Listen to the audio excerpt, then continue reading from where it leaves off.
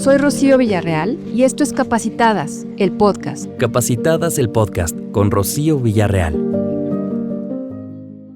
Bueno, les doy la más cordial bienvenida a este 10º y último episodio de la primera temporada de Capacitadas, el podcast. Soy Rocío Villarreal y lo que empezó como un experimento y un laboratorio social, al final llevamos los primeros 10 episodios y estoy feliz.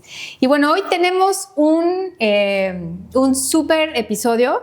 Tenemos de invitada ni más ni menos que a Nicole Dugas Ruiz. Ella es especialista en política pública, transformación y fortalecimiento organizacional, además en comunicación estratégica y tiene formación en ciencias políticas y gestión pública por el ITESO.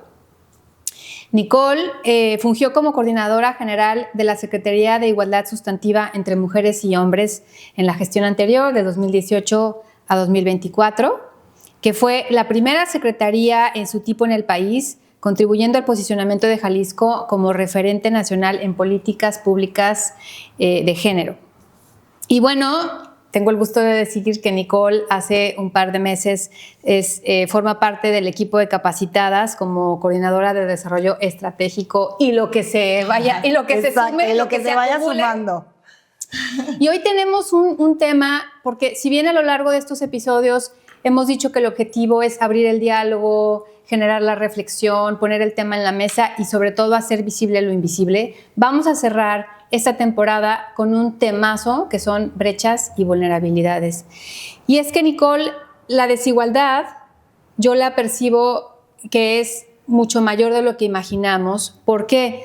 Porque las trabajadoras del hogar viven en barrios marginados y trabajan en colonias de clase alta o media alta, cruzan distancias, fronteras y barreras que no son solo físicas de trayecto, sino son psicológicas y son emocionales. Totalmente. Y es una brecha grande, ¿no? Entonces vamos a entrar de lleno. Y para empezar, cuando decimos trabajadoras del hogar, pues nos imaginamos un concepto, un estereotipo, lo que cada quien tenga en su cabeza, ¿no? Uh-huh. Pero quisiera entrar de lleno en el tema, Nicole, y cuéntanos qué es una trabajadora del hogar y de dónde viene toda esta dinámica de los cuidados de las mujeres y por qué es tan poco valorado el trabajo del hogar. Bueno, de entrada me encanta que este sea el episodio de cierre, porque justo creo que aquí nada más vamos a poner en cifras, números y en categorías para entender la realidad que las trabajadoras del hogar que vienen y se sientan aquí contigo a platicar viven día a día, ¿no? Al final creo que es una manera de cerrar, ¿no? la temporada, pues entendiendo también desde dónde vienen y cómo podemos entrarle a resolver el problema, ¿no? Desde Capacitadas. Entonces, estoy súper contenta además de tener, como dices, ya 2 meses por acá. He aprendido muchísimo y estoy bien honrada de estar en el podcast hoy aquí y de poder pues compartir y sensibilizar con quienes nos escuchan, ¿no? Con empleadoras, con trabajadoras del hogar, con funcionarias y funcionarios públicos, ¿no? Que también les toca entrarle al tema y que es un tema que tiene pues ya en la agenda alrededor de 5 años, entonces nosotras desde acá y saber que estoy en un espacio que no ha quitado el dedo del renglón, ¿no? Y que tienes esa valentía. Con sus altibajos y como sea, pero no has quitado el dedo del renglón y eso requiere mucha valentía, entonces también aprovechar el espacio para reconocerte ese esfuerzo y al equipo de trabajo también, ¿no? Entonces, bueno, entrando al tema de esta desigualdad con la que empiezas el programa, creo que es importante entender quiénes son y de dónde vienen, ¿no? Digamos, sabemos de idas o de platicadas de, pues normalmente vienen que de Oaxaca, de Hidalgo, pero vámonos a los datos rápidamente, ¿no? O sea, en Jalisco, 168,000 personas se dedican al trabajo del hogar. Obviamente sabemos que el 99% de estas 168,000 son mujeres, ¿no? Y esto representa el 11% de toda la población ocupada de mujeres que trabaja en Jalisco. O sea, 11%. Es wow. Representa, ¿no? En términos económicos, representa. y la mayoría están como entre los 30 y los 49 años, ¿no? Más o menos, es lo que nos dice la estadística. Estos son datos de un estudio que trabajamos justo en la Secretaría en 2021 en colaboración con la OIT, con la Secretaría del Trabajo, y es el estudio como más aterrizado y acertado de los datos que tenemos acerca de esta población, específicamente en Jalisco. Que lo podemos ¿no? poner en las notas del episodio. Exactamente, ¿no? Se los vamos a dejar aquí abajo en las notas del episodio para que lo consulten. Es un estudio súper interesante. Y la mayoría de ellas son madres, ¿no? O sea, son madres, son jefas de familia y son el sustento de sus casas muchas veces, como ya nos lo han venido platicando Fátima, Marianita y todas las invitadas que han venido. El 83% de ellas son casadas y tienen entre 2 y 3 hijos, ¿no? En promedio. Y además el 35% está casada, pero el atrasito, el 33%, son jefas de familias solteras, ¿no? ¿Esto qué significa? Que traen la carga de mantener la casa y los cuidados completita, ¿no? Quiere decir que una tercera parte Ajá. de las mujeres trabajadoras del hogar están solas. Son jefas de familia. Son jefas de familia. Exactamente, ¿no? Con todo lo que eso implica, pero más adelante eso es o sea, este contexto nos va a ayudar a entender estas brechas y barreras a las que se enfrentan, ¿no? Algo que tampoco podemos dejar de mencionar es que la mayoría de ellas migran, ¿no? O sea, los principales estados, no la mayoría, pero muchas de ellas migran buscando oportunidades laborales en Jalisco, y los principales estados son Oaxaca, San Luis Potosí, Michoacán, Hidalgo, Guerrero y Chiapas, ¿no? Dejando sus comunidades, sus redes de apoyo atrás, en casa, ¿no? Y como tú dices mucho, ¿no? Con una mano adelante y un pie atrás, pero pues vámonos, ¿no? Muchas de ellas sin estudios, ¿no? También con prepa y secundaria trunca, muchas de ellas incluso ni siquiera la primaria, ¿no? En términos de alfabetización, creo que en los últimos 15 años hemos avanzado mucho en materia de alfabetización. Y pues bueno, esto es como el diagnóstico general de quiénes son, ¿no? Y como mencionabas hace rato justo, ¿no? O sea, la mayoría viven en las periferias, ¿no? Imaginemos que Nextipac, que Zapopan, ¿no? O sea, que también Zapopan, por ejemplo, es uno de los municipios o el municipio más desigual del país, porque tienes Punto Sao Paulo, pero al mismo tiempo tienes la Mesa Colorada, y entonces justo esos trayectos, que ahorita vamos a hablar también del concepto de pobreza de tiempo, de que no son las mismas 24 horas que te rinden a ti y a mí, que le rinden a Mariana y a Fátima por los trayectos que tienen que hacer, ¿no? Claro. Entonces, esta es más o menos como la radiografía de las trabajadoras del hogar en Jalisco particularmente, ¿no? Uh-huh. Y bueno, ¿cuáles son estas vulnerabilidades o brechas de desigualdad? Creo que también para entender la desigualdad hay un autor que a mí me gusta mucho que se llama Amartya Sen, que estudia, es un economista que mete el concepto de derechos humanos a la medida de la pobreza, ¿no? ¿Qué quiere decir esto? Yo, si no tengo... O sea, ¿cómo mido la pobreza? No solamente por ingresos, o sea, de cuánto gano y cuánto me gasto, y etcétera, sino a cuántos derechos tengo acceso, ¿no? Tengo acceso a la educación, tengo casa, tengo acceso a un nombre o a la identidad o a un acta de nacimiento. Y entonces, con base en el cálculo de cuántos derechos tienes acceso, empezamos a entender la pobreza, ¿no? O sea, no solo la pobreza económica, sino... Y ahí entonces es donde van creciendo estas brechas de desigualdad, ¿no? Porque de entrada, ser migrante, ¿no? O sea, como en la Secretaría teníamos una metodología que de hecho es de Oxfam México, que se llama la línea de la igualdad, que habla, es un taller, digamos, que según las características que tengas, te das cuenta qué tan lejos o qué tan cerca estás de la línea de arranque de la vida, ¿no? O sea, qué tan... digamos como qué tan difícil te la va a poner el videojuego, ¿no? O sea, qué interesante. A ver, cuéntanos más. Porque yo muchas veces digo que nosotros no elegimos la cuna donde nacemos, uh-huh. ¿no? Es circunstancial. Uh-huh. No lo eliges. Y sí, muchas veces también digo, que el piso no es parejo para todos. O sea, esta base de salida, que no sabía que existe esta metodología para calcularla o para medirla, pues no es pareja. Entonces, cuéntanos más de esto, de esta línea, de esta ¿no? línea. O sea, bueno, de entrada creo que es importante entender que las trabajadoras del hogar no son un grupo homogéneo, ¿no? O sea, estamos hablando, pero no son un grupo homogéneo, pero lo que sí comparten son estas barreras y vulnerabilidades desde donde arrancan esta carrera, ¿no? Uh-huh. Por ejemplo, ¿no? O sea, entendiendo los datos como aterrizando los datos que platicábamos hace rato.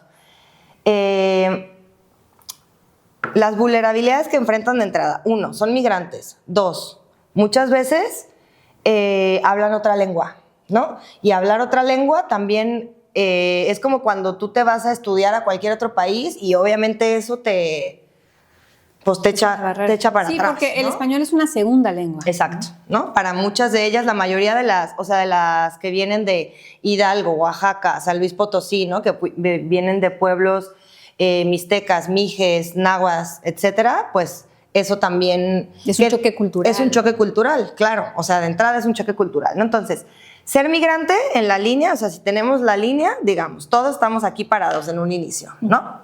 O deberíamos de. O deberíamos, en ideal, en este mundo de justicia social por el que estamos trabajando todos los días desde aquí, todos estamos aquí. Pero entonces, da un pasito para atrás si eres migrante, ¿no? Ok, voy a dar un pasito para atrás. Doy un pasito para atrás si soy madre soltera. Otro pasito para atrás. Otro pasito para atrás porque soy mujer. Va otro pasito para atrás, ¿no? Y ser trabajadora del hogar en sí misma por la carga histórica y social que tiene el trabajo de servicio, ¿no? Que está ligado directamente con la esclavitud, ¿no? Y entonces es como esta línea gris, esta nata gris extraña de que eso también te pone, o sea, no el trabajo del hogar en sí mismo, sino la carga simbólica que tiene que te dediques al trabajo del hogar, ¿no? Otro paso para atrás si no tienes grado de escolaridad. Otro paso, exacto. O sea, ¿cuántos pasos para atrás? ¿Cuántos pasos para atrás nos vamos para decir? Y además que lo que ya hemos venido y los que has planteado todo el podcast, ¿no? Que el trabajo del hogar no se reconoce como un trabajo y esos son, otros pasitos para atrás. Claro, porque trabajas en la precariedad, porque trabajas en la informalidad, porque no tienes acceso otra vez a prestaciones y seguridad social. Ese es otro paso para atrás y otro paso, ¿no? Y entonces cuando te diste cuenta, pues la carrera, esta línea, tú ya te quedaste acá. Y entonces decimos, no, es que no le echan ganas, ¿no? No, a ver, pues, sí le echan ganas, pero si tú estás parada aquí y yo le echo ganas para alcanzarte acá. Y en ese tramo para alcanzarte, pues ya se me fueron 15 años de mi vida que tú ya traes de ventaja porque asististe a la universidad, porque los trayectos de vida... Te trasladaste en coche... Exactamente, ¿no? Y entonces es una manera interesante de entender, de decir, a ver, no se trata de echarle ganas nada más, no se trata, se trata de una desigualdad histórica y de una deuda histórica y que además con la carga de decir, pues es un trabajo que normalmente lo hacen las mujeres por ser mujeres, ¿no? Porque es lo que nos toca, por haber nacido de mujeres, tenemos que nacer sabiendo... Todo limpiar, coser y exactamente, ¿no? Atender, ¿no? Exactamente. Que justo creo que el enfoque de y cómo acortamos esta brecha, ¿no? En el siendo conscientes del tiempo que va a tomar a estos pasitos para atrás, llegar hasta acá y entonces, ok, vamos a meternos a profesionalizar, ¿no? ¿Por qué? Porque esto sí es un empleo. Claro, ¿no? Es un trabajo. Porque es un trabajo. Con todas sus letras. Y además es un trabajo muy pesado. Y es un trabajo que además sostiene que mujeres como tú y como yo estemos hoy aquí hablando en un podcast. Por supuesto. ¿No? Eso lo he dicho siempre, ¿no? Gracias a ellas, las demás profesionistas, las y los, podemos salir al mundo a poner los talentos. Gracias a ellas y a costa de ellas, ¿no? O sea, estas historias de... Dejo a mis hijos chiquitos, el de 5 cuida al de 1, al de 2, al de 3, mientras voy a cuidar a los hijos de otra familia, ¿no? Y entonces yo renuncio a mi propio proyecto de vida por el proyecto de vida de otros. Y entonces eso se va haciendo pues en la mente también eso hace, o sea, se va como, digamos, insertando, ¿no? Decir... Ahora, Nicole, esto que nos estás ilustrando ahorita, que es interesantísimo, que es la línea de salida, digamos, humanamente básica, darnos cuenta que hay 15 pasos atrás, o los que haya, porque no es homogéneo. Y dices, lo que va a alcanzar, o sea, lo que le va a llegar, pero ¿cómo sabe a dónde va? O sea, ni siquiera tiene la ambición, la ilusión, la visión de decir, yo voy 15 pasos atrás de ella, ¿qué tengo que hacer para alcanzarla? O sea, no está en mi cosmovisión llegar a ninguna línea, ¿no? Del lado de una trabajadora del hogar y del lado de la empleadora, mucho menos, porque nació con ciertos derechos, con ciertos privilegios, con cierta base que pues, ni cuenta se da que los de atrás, que hay gente atrás, ¿no? Porque ella ve de aquí para adelante, ¿no? No, y que también la mayoría de las empleadoras son mujeres, ¿no? Sí. Y eso también, o sea, digamos que también las empleadoras están en un pasito para atrás, ¿no? O sea, ¿por qué? Porque también las empleadoras también tienen dobles y triples jornadas de trabajo, ¿no? O sea, como las mujeres trabajadoras del hogar trabajan en otros hogares, luego llegan a su casa a atender a los hijos y si les queda tiempo, un hobby, ¿no? Si les queda tiempo. Pero entonces ahí hablamos del concepto de pobreza de tiempo que va muy ligado con la discriminación, ¿no? O sea, la pobreza de tiempo, a diferencia de la medición de pobreza, así como te platicaba hace rato de Amartya Sen, la pobreza de tiempo es un concepto que calcula, o sea, y de hecho es un modelo económico, ¿no? O sea, se calcula a través de las encuestas de uso de tiempo, y que ahí es donde nos dimos cuenta las feministas que se dedican a hacer política pública y tratar de entender el problema desde ahí, las encuestas de uso de tiempo fueron las que nos abrieron los ojos a decir, no solo es que no te alcanza tu ingreso con tu gasto, sino que también se calcula el tiempo de trabajo remunerado y el no remunerado y el tiempo que te queda para cuidado personal. Y a partir de ahí empiezas a medir riqueza y pobreza. El tiempo libre que tienes... Sigue a Rocío Villarreal en Instagram, @rocioe.villarreal. Capacitadas el podcast con Rocío Villarreal. Te pone en un, digamos, como en una línea más arriba de riqueza, ¿no? O sea, ya no solamente es dinero e ingreso, sino tiempo libre. ¿Quién tiene acceso a tiempo libre? Pues las que caminaron para atrás no tienen acceso a tiempo libre, ni a organizarse, porque luego también es como, pero pues es que también ellas, ¿por qué no se organizan? ¿A qué hora? No, o sea, ha pasado por aquí varias trabajadoras del hogar que dicen, salgo de mi casa a las 6 de la mañana y regreso a las 8 de la noche. Y además llego a chambear, llego a servirle a mis hijos. ¿A qué hora?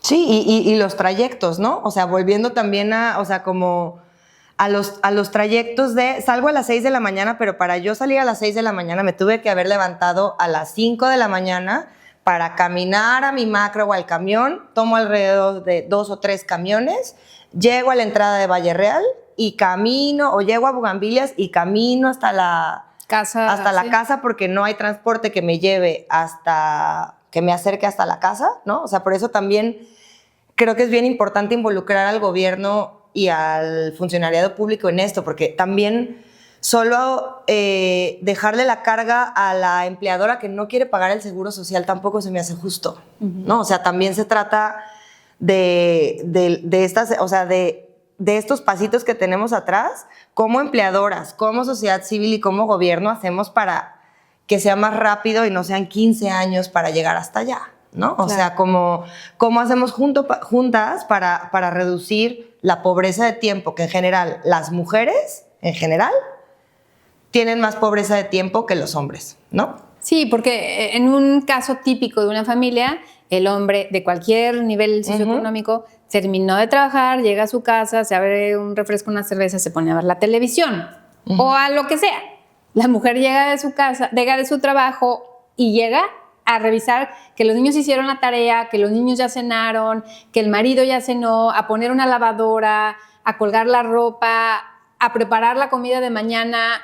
O sea, llega a seguir trabajando. Y eso se da en muchos niveles socioeconómicos. Sí, al final, nada más trabajadoras del hogar, ¿no? Es por por ser mujer, nomás, por esta carga, ¿no? Que trae que acompaña el apellido de ser mujer, ¿no?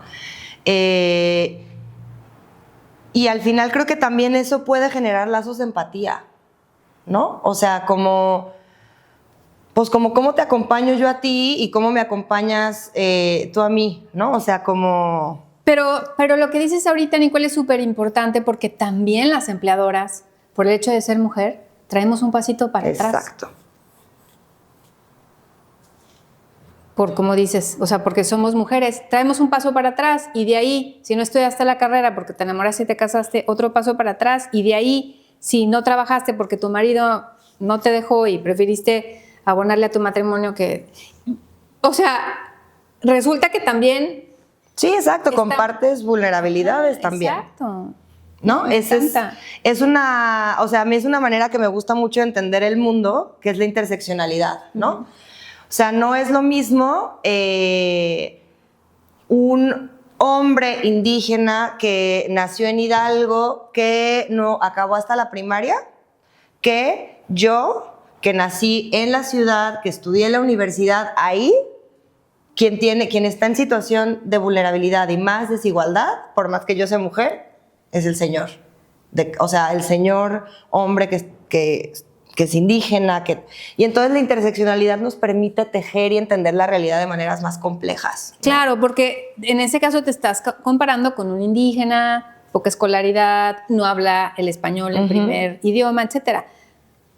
¿Cómo nos medimos, cómo nos equiparamos para poder entender qué tantos pasos atrás estamos? Y lo que decías, cómo generamos empatía y cómo nos tendemos las redes para dar juntas un paso más adelante, ¿no? Y muchas veces yo digo que en una misma casa convergen los extremos de la desigualdad y de la pirámide, ¿no?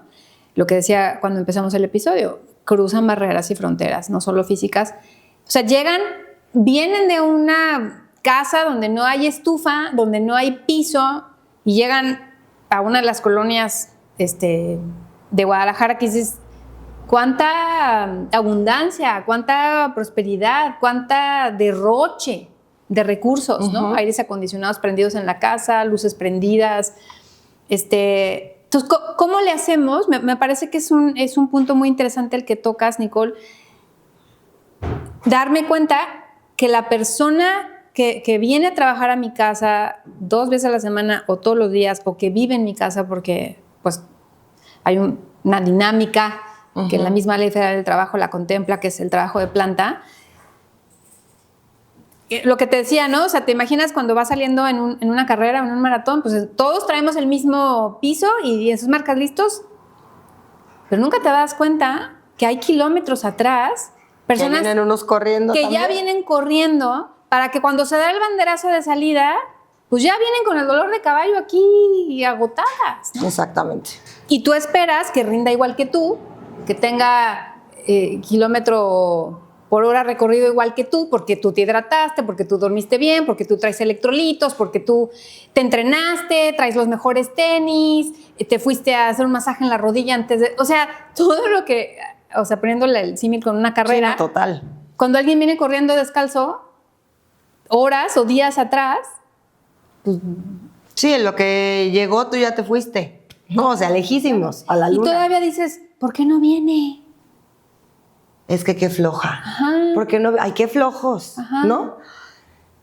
Pues no, porque, o sea, y creo que regresando como al tema de la empatía, justo, o sea, como este agradecimiento y deuda histórica que tenemos con las personas trabajadoras del hogar, mujeres trabajadoras del hogar, ¿no? O sea, lo vuelvo a repetir, de que estemos tú y yo aquí, ¿no? Porque hay alguien que cuida, porque los cuidados sostienen la vida para que lo económico y lo productivo suceda, ¿no? O sea, digamos que hay, o sea, la división sexual del trabajo, ¿no?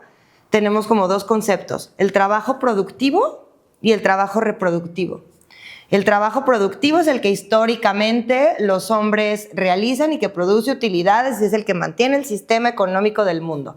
Pero para que exista el sistema económico del mundo y ganemos dinero y hagamos muchas cosas y seamos creativos, el trabajo reproductivo es indispensable, porque si no tienes tu casa limpia, si no tienes orden, si no tienes comida, si no tienes pues no puedes hacer el resto, ¿no? Entonces, históricamente, la que le llamamos trabajo de cuidados, ¿no? Que en el caso de las trabajadoras del hogar, o trabajo del hogar, en el caso de las trabajadoras del hogar es trabajo del hogar remunerado, ¿no? Que es lo que hacemos nosotras, pasar la carga o el deber que nos toca por ser mujeres a mujeres precarizadas para que nosotros podamos salir al mundo, ¿no? Entonces, esta deuda histórica de sostenimiento de la vida, porque eso es lo que es, sostener la vida, porque a las mujeres también tenemos la carga y el rol de género de que a nosotros nos toca cuidar, ¿no? Eso es lo que a ti te toca, cuidar en el espacio público, cuidar en la esfera privada, cuidar, ¿no? Entonces, pues eso creo que puede ser un punto de generar empatía, de decir, yo puedo existir porque tú existes y no está chido que tú existas en esta situación, ¿no? O sea, porque si yo sí pude, porque yo estoy acá, ¿no? Yo traía más pasitos adelante, pues ¿cómo te invito a que te acerques hacia acá, ¿no?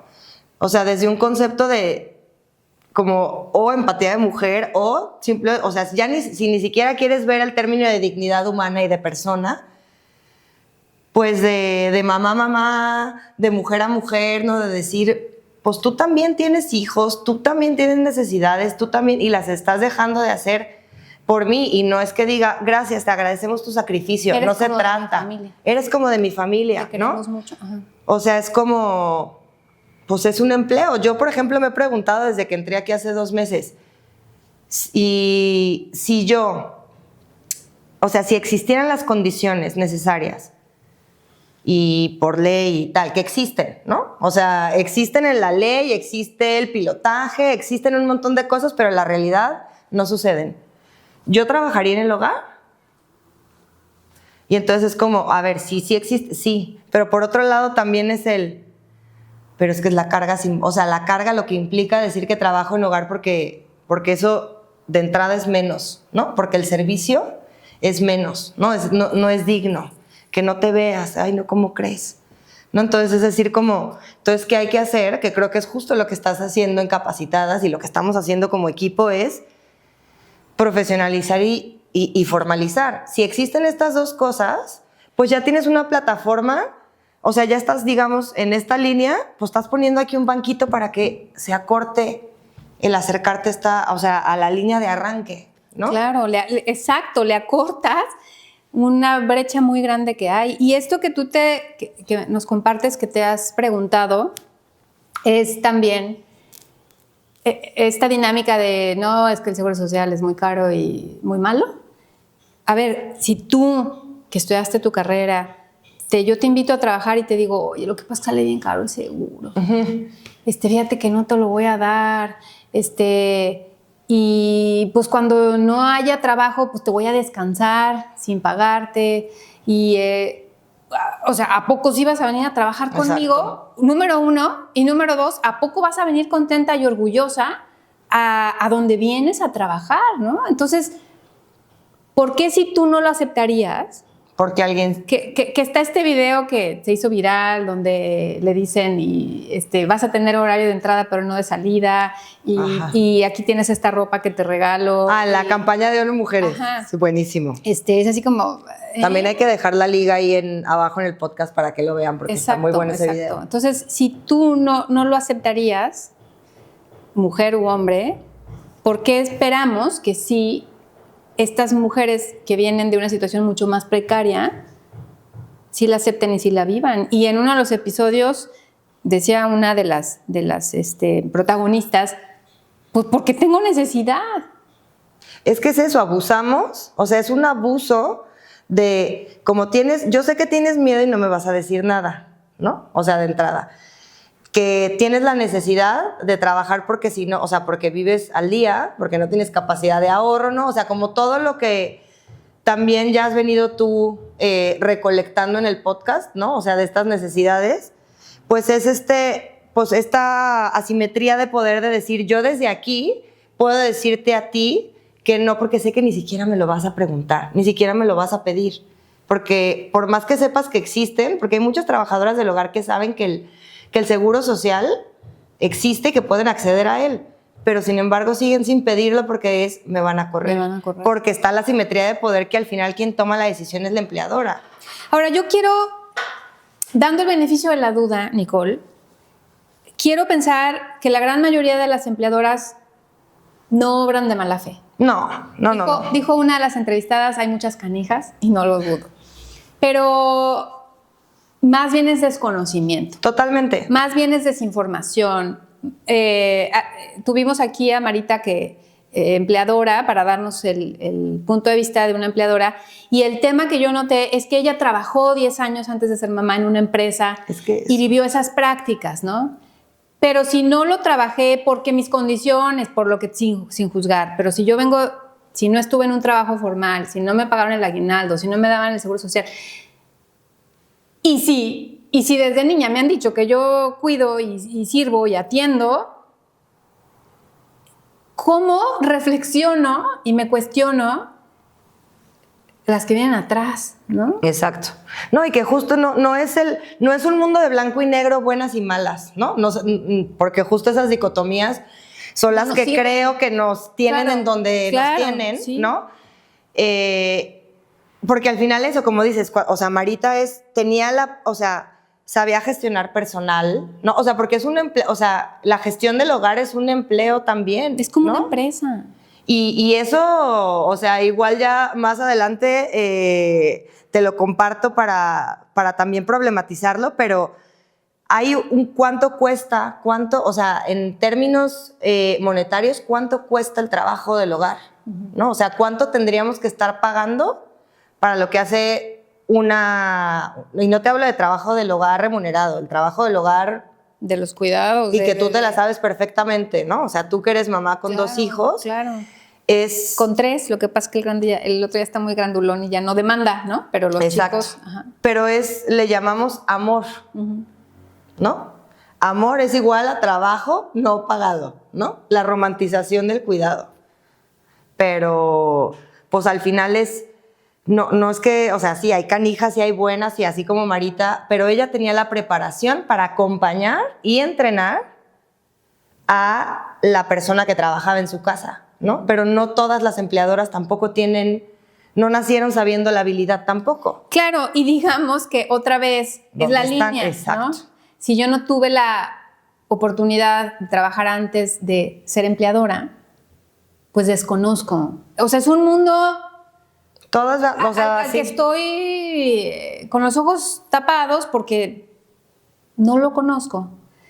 ¿Cómo hacemos, Nicole, para generar esta conciencia? Digo, el tema de por sí de hoy espero lo esté logrando, pero ¿qué pasos hay que seguir? Y tú decías, es injusto que toda la carga esté al lado de los empleadores, también se tienen que involucrar aquí el gobierno, o sea, la sociedad civil. Vamos todos, la sociedad civil.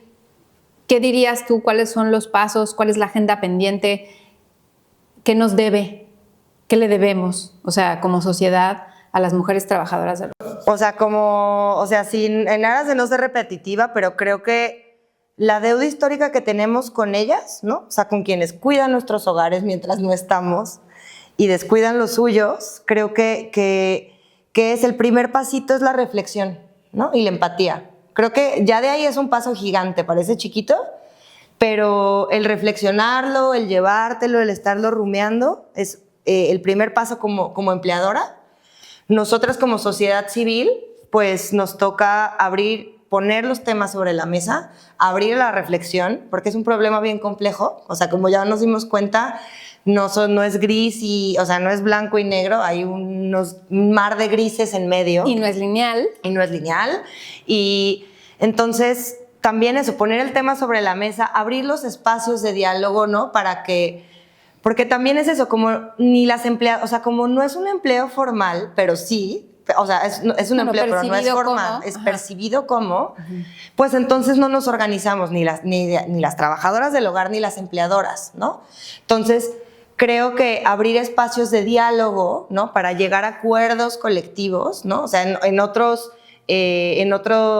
industrias, pues tienes la cámara de, ¿no? Y el sindicato de, y la cámara de. Y las industrias. Y las industrias. O sea, los empresarios están organizados por giros, por industrias. Exacto. Y esto, o sea, creo que una organización de llegar a acuerdos empleados, o sea, como, a ver, a ti qué te duele, a mí qué me duele, vámonos poniendo de acuerdo, como abrir estos canales de comunicación. Ya nos pusimos de acuerdo, ok, gobierno, aquí están mis peticiones porque tú ya lo tienes en la ley, porque y empiezas a tocar la puerta, ¿no? Pero creo que el primer paso, desde la trinchera que nos toca a nosotros, lo estamos haciendo y es esto. Y de eso se trata, Sí, ¿no? poner el tema en la mesa. Y para cerrar, creo que pues valorar y reconocer el trabajo del hogar como un trabajo, pues es una forma de construir una sociedad más justa e igualitaria, ¿no? Para que todos estemos cada vez más cerca de esta línea. Me encanta, me encanta. Muchísimas. No, gracias a ti, Nicole. Gracias por, como lo digo, por atreverte a estar aquí, por el coraje, por la valentía, porque no es fácil, porque yo sé que da nervios, porque es retador salir a cuadro y sacar entrevista, este episodio al mundo. Pero pues creo que cerramos de maravilla la primera temporada del podcast. Lo vengo diciendo, pusimos el tema en la mesa, nombramos a las cosas por su nombre, dimos información muy puntual y creamos pues un entorno de generar conciencia. Exacto. Entonces, muchísimas gracias. Muchísimas gracias a ti y pues a seguir trabajando por esta causa. Así es. Bueno, pues gracias por acompañarnos en esta primera temporada de Capacitadas, el podcast. Soy Rocío Villarreal y les invito a que nos sigan en redes sociales y a que nos sigan en los siguientes episodios que tendremos. Este es un espacio que invita a la reflexión, a abrir el diálogo, a poner el tema en la mesa y a hacer visible lo invisible. Capacitadas el podcast, cada jueves una nueva historia digna de ser escuchada. Conoce más de Capacitadas en capacitadas.org. Capacitadas el podcast con Rocío Villarreal.